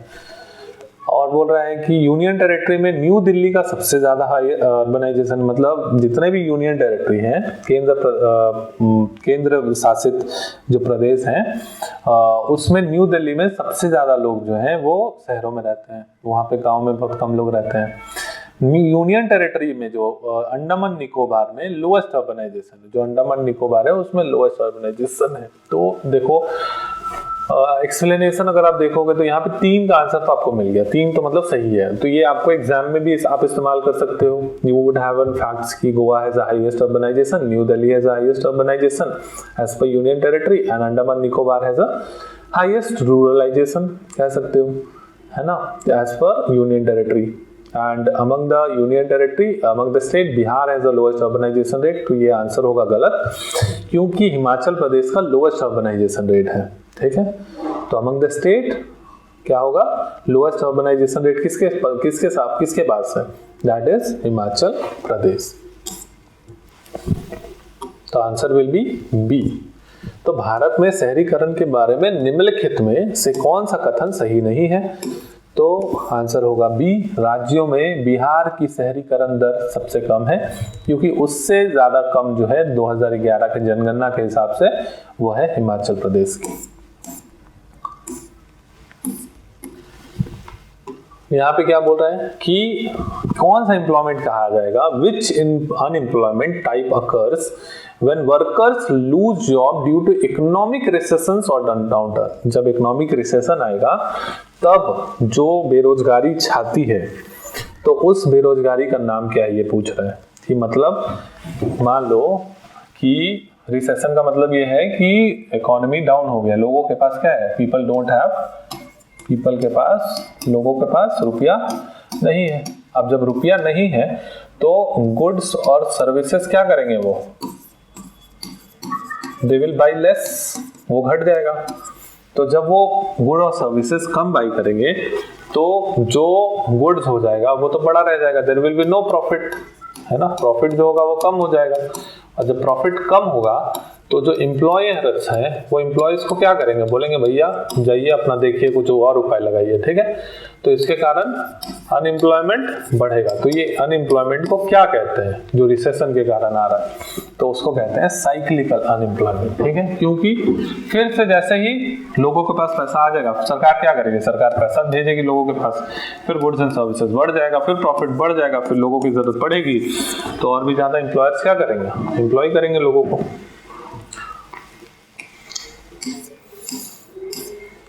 तो ये बोल रहा कौन सा बेरोजगारी प्रकार तब होता है जब आर्थिक मंदी या गिरावट के कारण लोग अपनी नौकरी खो देते हैं, तो वो होगा चक्रीय बेरोजगारी।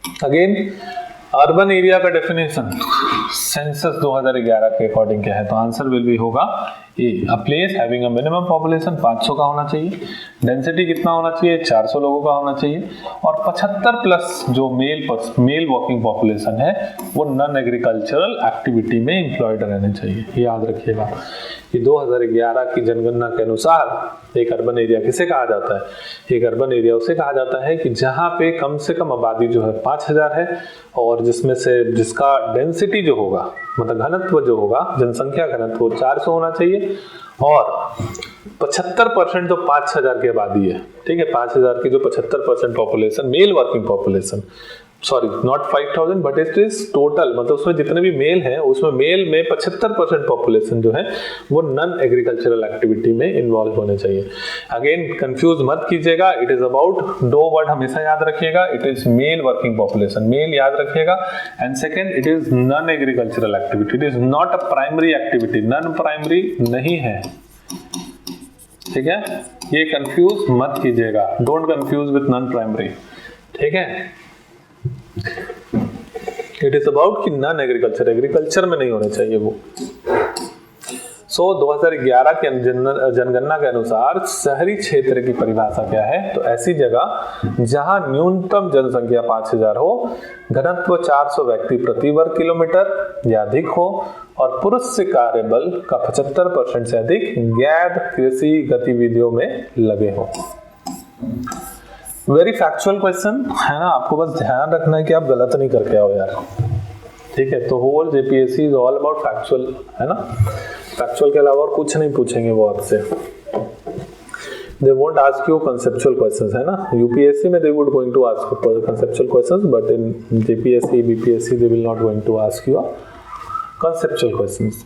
तो अब यहाँ पे बोल रहा है कि which of the following statement regarding the global multi dimensional poverty index. देखो यार, पॉवर्टी मेजर करने के लिए बहुत सारा इंडेक्स है, ठीक है, तो एक और इंडेक्स हम लोग पढ़ते हैं अभी, तो इसको बोलते हैं मल्टी डायमेंशनल पॉवर्टी इंडेक्स। पहला स्टेटमेंट क्या कह रहा है, पहला स्टेटमेंट कह रहा है कि ये किस चीज पे बेस्ड है, 4 डायमेंशन और 10 इंडिकेटर, ठीक है। दूसरा ये कह रहा है कि नेशनल फैमिली हेल्थ सर्वे जो है का डाटा को यूटिलाइज किया जाता है इंडिया का स्कोर मेजर करने के लिए, ठीक है। Global multi dimensional poverty index, है ना, हर एक कंट्री को क्या करना पड़ता है, अपना डाटा देना पड़ता है, ताकि ये जो भैया हैं, भाई साहब हैं जो ऑक्सफोर्ड वाले, वो लोग क्या करेंगे, वो लोग पब्लिश करेंगे ये इंडेक्स को, ठीक है। तो वो कितने डायमेंशंस में है, तो पहला statement is wrong because it is based on 3 dimensions and 10 indicators. और दूसरा ठीक है कि इंडिया का जो नेशनल फैमिली हेल्थ सर्वे का डेटा है उसको यूज किया जाता है to calculate the global, to calculate the India का कितना रैंक रहेगा in the multi dimensional poverty index. तो आंसर विल बी बी। तो अब ये याद रख लो कि कौन पब्लिश करता है UNDP human development report office and Oxford poverty and human development initiative, ठीक है। कौन कौन सा डायमेंशन है, एक है हेल्थ, एक है एजुकेशन और एक है लिविंग स्टैंडर्ड। अब हेल्थ में क्या क्या देखता है, चाइल्ड का मोर्टेलिटी, कि भैया कितने बच्चे जो हैं वो मर जा रहे हैं, न्यूट्रिशन खाना कितना मिल रहा है उनको, एजुकेशन दैट इज कितने साल स्कूल जा रहे हैं, इनरोलमेंट कितने बच्चे जो हैं वो पढ़ लिख रहे हैं स्कूल में, लिविंग स्टैंडर्ड्स बोल रहा है कि वाटर है कि नहीं है ना, टॉयलेट है कि नहीं है, इलेक्ट्रिक बिजली है कि नहीं घर में, कुकिंग फ्यूल है या नहीं, floor assets, floor and assets, तो एसेट मतलब क्या क्या एसेट है उनके पास, घर गाड़ी बंगला ये सब पूछ रहा है। सो वैश्विक बहुआयामी गरीब सूचकांक ग्लोबल एमपीआई के बारे में सही कथन कौन सा है, ये 4 आयामों और 10 संकेतकों पर आधारित है, नहीं ये 3 आयामों और 10 संकेतकों पर आधारित है। और भारत की स्कोर की गणना के लिए राष्ट्रीय परिवार स्वास्थ्य सर्वेक्षण NFHS डेटा का उपयोग किया जाता है, तो बिल्कुल सही बात है ये, तो आंसर विल बी बी। और NFHS का डेटा यूज किया जाता है global multi dimensional poverty index को कैलकुलेट करने के लिए जब इंडिया का बारी आता है तो, और निकालता कौन है, UNDP NOPHI, ये याद रखना है। अब यहाँ पे बोल रहा है फिर से अनएम्प्लॉयमेंट के बारे में आए, तो हम लोग ने देखा था कि भाई साइक्लिकल अनएम्प्लॉयमेंट क्या होता है। नाउ इट इज सेइंग कि अनएम्प्लॉयमेंट को मापते कैसे हैं, क्वेश्चन वो पूछ रहा है। तो under the usual status approach the unemployment rate in India is calculated based on the data of, ठीक है। तो बोल रहा है कि बहुत सारा मेथड होता है अनएम्प्लॉयमेंट को मेजर करने के लिए, कैसे मेजर करोगे, तो उसमें से एक अप्रोच होता है यूजुअल स्टेटस अप्रोच, ठीक है। तो यूजुअल स्टेटस अप्रोच में ये देखा जाता है कि मान लो कि आज जो है, आज सर्वे के लिए कोई सर्वे के लिए आपके पास आया और आपको बोला गया कि आप कितने दिन से आपको कोई भी काम नहीं मिला है, तो आप बोलोगे कि लास्ट 365 दिन, ठीक है। आज मान लो 3 मार्च है, तो आप बोलोगे कि लास्ट 3 अप्रैल से मेरे पास आज तक कोई काम ही नहीं मिला है मेरे को, मैं घर में निठल्ला बैठा हूँ, तो वो बोलेगा कि आप as per usual status approach क्या हो, अनएम्प्लॉयड हो, बस यही चीज है। ठीक है। तो under the usual status approach जो अनएम्प्लॉयमेंट कैलकुलेट करते हो आप कितना, लास्ट 365 दिन, मतलब पिछले 1 साल से अभी तक देखोगे कि आप के बेसिस पे आप देखोगे अनएम्प्लॉयड हो या नहीं। वीकली स्टेटस में 1 सप्ताह का देखा जाता है कि बोल रहा है कि रिकॉर्ड उसी को एम्प्लॉयड बोला जाता है कि who did not have gainful work for even for an hour on any day of the week, मतलब 1 घंटे का भी अगर 1 सप्ते में आपको काम नहीं मिला है, then you are unemployed। Then we have daily status approach। The daily status approach में ये कहा जाता है कि हर एक day a person who has no gainful work even for 1 hour in a day is described as a unemployed for that day। कोई भी gainful work नहीं होगा तो उसको unemployed कहेंगे हम लोग। तो ये बोल रहा है यूजुअल स्टेटस अप्रोच के तहत भारत में बेरोजगारी दर का आंकलन किस अवधि के आधार पर किया जाता है, तो आपका उत्तर होगा ब, ख, दैट इज 365 दिन।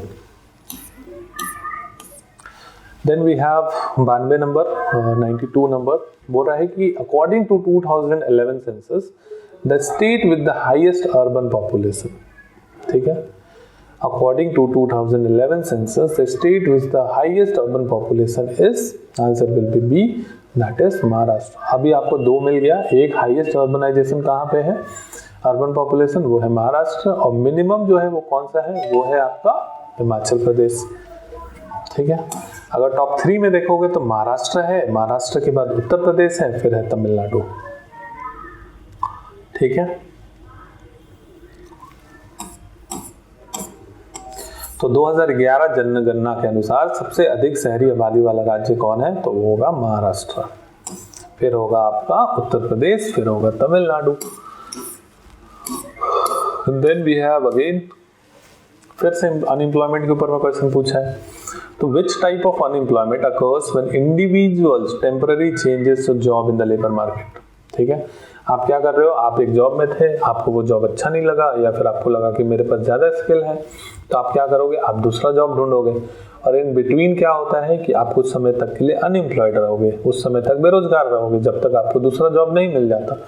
तो वो जो बेरोजगारी है, उस बेरोजगारी को क्या कहा जाता है, उस बेरोजगारी को फ्रिक्शनल अनएम्प्लॉयमेंट कहा जाता है, ठीक है। साइक्लिकल आपने देखा कि भाई जब रिसेशन आता है, तब रिसेशन आता है तो साइक्लिकल अनएम्प्लॉयमेंट होता है। स्ट्रक्चरल एम्प्लॉयमेंट कब आता है, जब मान लो कि टेक्नोलॉजी में अपग्रेडेशन आ जाता है, ठीक है। फॉर एग्जांपल अभी एआई आ गया, ठीक है, तो बहुत सारी जॉब जो हो गई वो ऑटोमेट हो गई, क्लरिकल जॉब्स वगैरह, तो क्या होगा, तो बहुत सारे क्लर्क्स का क्या होगा, क्लर्क्स को जॉब नहीं मिलेगा, that is part of structural unemployment. Frictional unemployment का मतलब हो रहा है कि आप खुद से बेरोजगार हो क्योंकि आपको बेटर अपॉर्चुनिटी की तलाश है, दैट इज फ्रिक्शनल। और seasonal unemployment basically agriculture sector में होता है कि जब एग्रीकल्चर होता है तब वहाँ पे जॉब मिलता है उनको, क्योंकि उस समय वो खेती करेंगे, कुछ किसी भी प्रकार का हार्वेस्टिंग करेंगे, सोइंग करेंगे, उसके बाद बाकी समय वो लोग because of lack of skill they are unemployed, तो वो सीजनल अनएम्प्लॉयमेंट कहा जाता है, ठीक है। कौन सा बेरोजगारी प्रकार तब होता है जब लोग अस्थायी रूप से नौकरी बदलते हैं, तो वो होगा आपका घर्षणात्मक बेरोजगारी। अब ये बोल रहे हैं कि which of the following describes best describes the human poverty as per UNDP. देखो यार आप खुद पढ़ो इसमें से कौन सा सबसे अच्छा लग रहा है जो ह्यूमन पॉवर्टी को बता रहा है। तो ऑप्शन बी अगर पढ़ोगे तो बड़ा अच्छा लगेगा कि, और बाकी सारा तो सिर्फ पैसे के बारे में बात कर रहे हैं, that is economic in terms कि भैया इनकम सफिशिएंट नहीं है, फर्स्ट वाला लैक ऑफ इनकम। सी देखोगे तो बोलोगे बेरोजगारी है, एम्प्लॉयमेंट ही नहीं है, ठीक है, काम ही नहीं है। डी कह रहा है कि एग्रीकल्चर प्रोडक्टिविटी बहुत कम है। तो अगेन ए, सी और डी बहुत ही ज्यादा इकोनॉमिक टर्म्स से बात कर रहा है, but here we are talking about the human, we are giving a human touch, है ना, ह्यूमन पॉवर्टी। तो ह्यूमन पॉवर्टी का मतलब हो रहा है कि there is denial of opportunity for dignified life including the social, political and cultural deprivation. मतलब जो भी सोशल इक्वालिटी है वो नहीं है, पॉलिटिकल इक्वालिटी नहीं है, कल्चरली भी आप बहुत ज़्यादा सिक्योर नहीं हो, मतलब आपके पास लैंग्वेज नहीं है, आपका लैंग्वेज आपको बोलने नहीं दिया जा रहा है, या फिर आप बोल नहीं पा रहे हो, तो दैट वुड बी डिप्राइवेशन। तो आंसर इसका होगा B, that is denial of opportunities for a dignified life including the social, political and cultural deprivation. क्योंकि ये मल्टी डायमेंशनल बात कर रहा है ना, तो यूएनडीपी के अनुसार, यूनाइटेड नेशन डेवलपमेंट प्रोग्राम के अनुसार मानव गरीबी का सर्वोत्तम विवरण कौन सा है? तो आंसर विल बी बी, गरिमापूर्ण जीवन के अवसरों की कमी, जिसमें सामाजिक, राजनीतिक और सांस्कृतिक हानि शामिल है। 95 नंबर क्या कह रहा है? 95 नंबर कह रहा है कि poverty estimation in India is now carried out by the task force. ठीक है, देखो यार, पहले तो प्लानिंग कमीशन करती थी, है ना। पहले जो है इंडिया में पॉवर्टी का एस्टिमेशन कौन करती थी कि भैया कितना गरीबी है, तो वो पहले करती थी प्लानिंग कमीशन, और अब करती है नीति आयोग। ठीक है,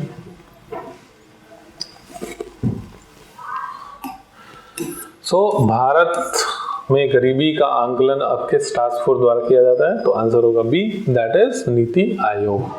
clear? Then we have 96 again it is something about poverty। देखो poverty क्या बोल रहा है, यहाँ पे दो कॉन्सेप्ट बोल रहा है ना। A country's absolute poverty can never be zero, whereas a relative poverty can be easily reduced to zero। Relative poverty is a best measure of the actual proportion of the population suffering from the poverty and the lack of basic facility।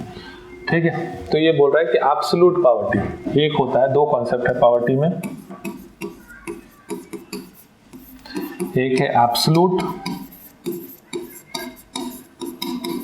और एक है relative.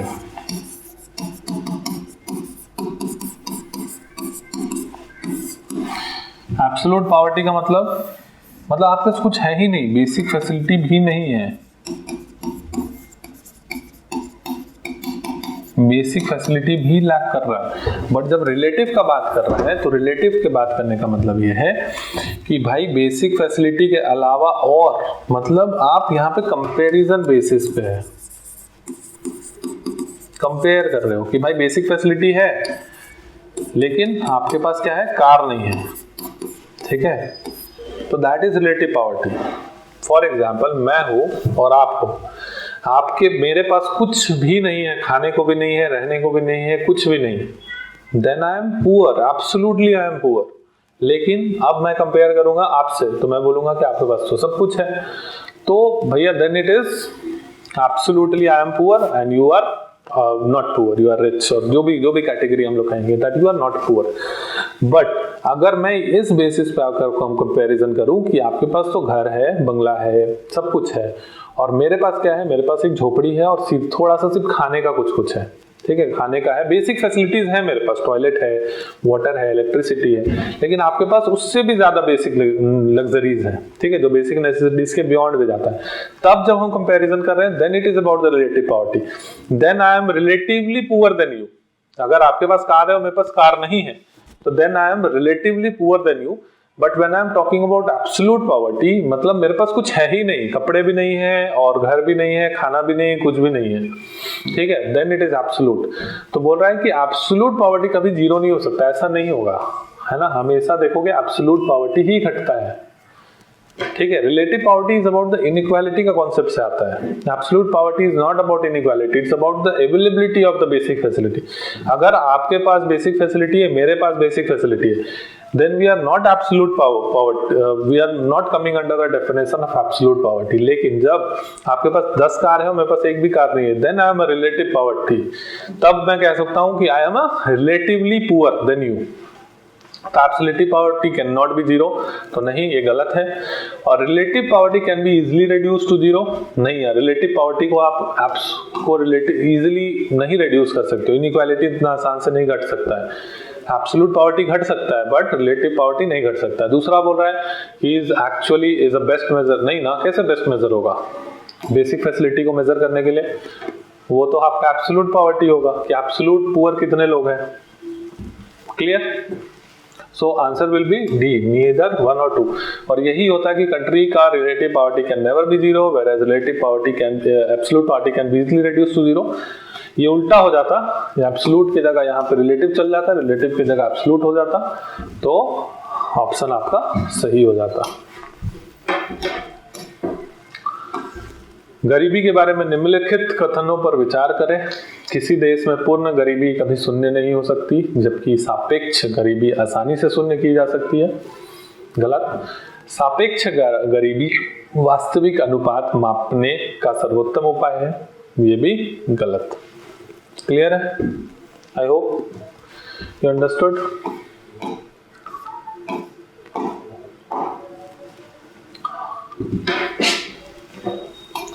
देखो ये क्या कह रहा है, यहाँ पे बोल रहा है कि prime minister which of the following statements are correct. Disaster management से कुछ करेक्ट है।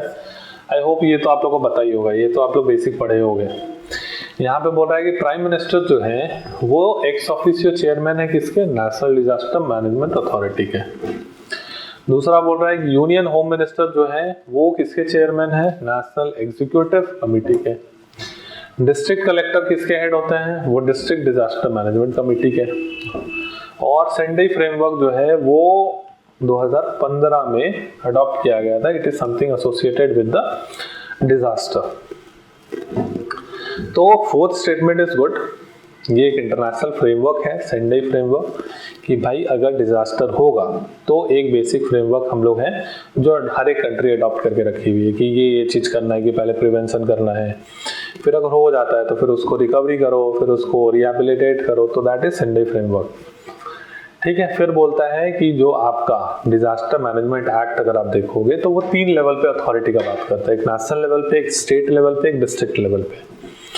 तो नेशनल लेवल पे जो हेड होंगे वो ठीक है प्राइम मिनिस्टर होंगे, जो स्टेट लेवल पे हेड होंगे वो होंगे आपके चीफ मिनिस्टर, और जो डिस्ट्रिक्ट लेवल पे होंगे वो होंगे डिस्ट्रिक्ट कलेक्टर। तो ये स्टेटमेंट भी सही है एंड ये स्टेटमेंट भी सही है। अब ये बोल रहा है कि नेशनल एग्जीक्यूटिव कमिटी मतलब जो जो नेशनल अथॉरिटी है वहां पे जो भी काम का इम्प्लीमेंटेशन होगा वो इम्प्लीमेंटेशन कौन कराएगा, होम मिनिस्टर।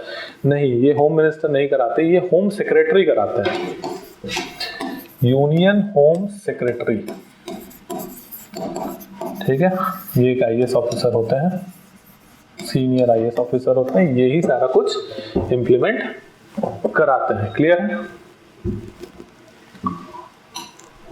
तो answer will B C 1, 3 and 4। तो ये डिटेल अगर आप पढ़ लीजिएगा। इसमें प्रधानमंत्री ठीक है, जिला कलेक्टर ठीक है डिस्ट्रिक्ट लेवल पे, प्रधानमंत्री नेशनल लेवल पे, और जो आपके मुख्यमंत्री होते हैं वो राज्य के लेवल पे, और केंद्रीय गृह मंत्री की जगह में होगा आपका केंद्रीय होम सेक्रेटरी। ठीक है। और ये सेंडई फ्रेमवर्क 2015 में आया था। 2015 से सेंडई फ्रेमवर्क जो है एक डिजास्टर जब होगा, जब जो कोई भी आपदा होती है तो किस प्रकार का सॉल्यूशन जो है हम लोग लेंगे, वो सेंडई फ्रेमवर्क एक बेसिक फ्रेमवर्क प्रोवाइड करती है। उससे पहले ह्योगो फ्रेमवर्क था, YHYOGO। ठीक है।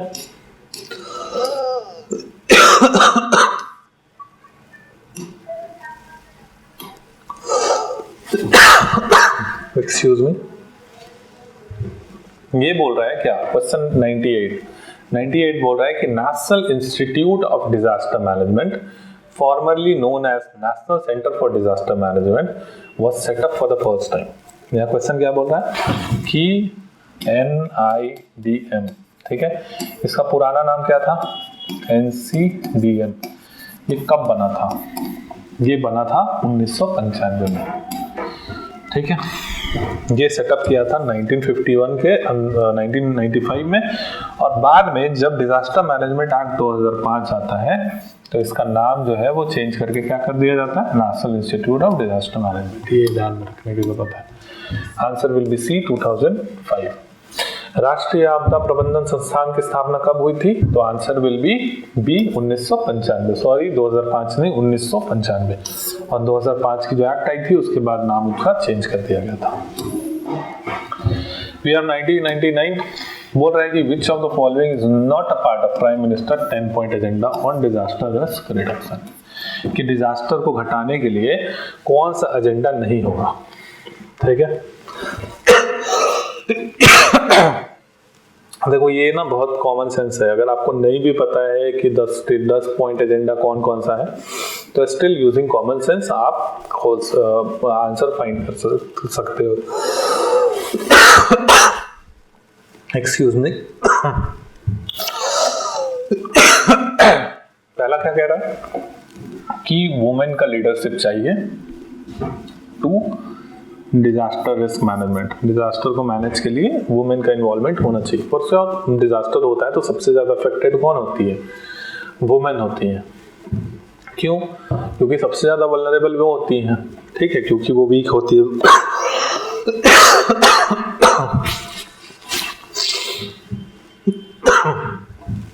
दूसरा बोल रहा है कि यूनिवर्सिटीज का नेटवर्क बनाओ जो कि डिजास्टर रिलेटेड इश्यूज पे काम करेंगे।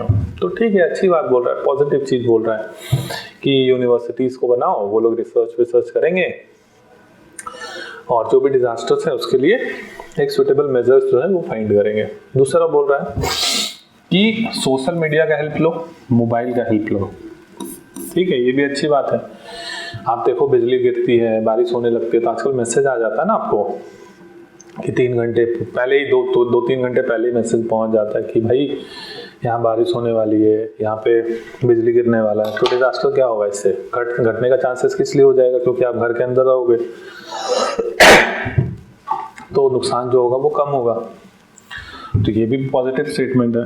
देन फोर्थ बोल रहा है कि सेंट्रलाइज कंट्रोल होगा, किसके द्वारा? यूनियन गवर्नमेंट के द्वारा फॉर डिजास्टर मैनेजमेंट। आपको लग रहा है कि अगर रांची के आजू बाजू मान लो कि खूंटी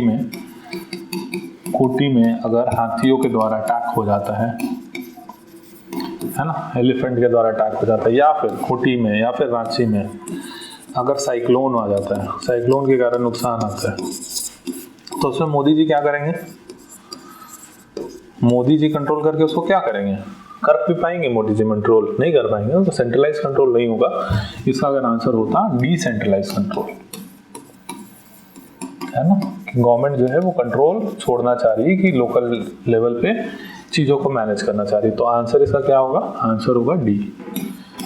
ठीक है, that is very negative statement. Answer D जो होगा, option D is very negative, क्योंकि यहाँ पे गवर्नमेंट जो है कंट्रोल करना चाहेगी डिजास्टर को मैनेज करने के लिए, तो नहीं करना चाहेगी गवर्नमेंट। प्रधानमंत्री ने कि आपदा जोखिम न्यूनीकरण पर 10 बिंदु एजेंडा में निम्नलिखित में कौन से शामिल नहीं है? तो आंसर होगा डी, केंद्र सरकार द्वारा सभी आपदा प्रबंधन कार्यों को केंद्रीकृत नियंत्रण।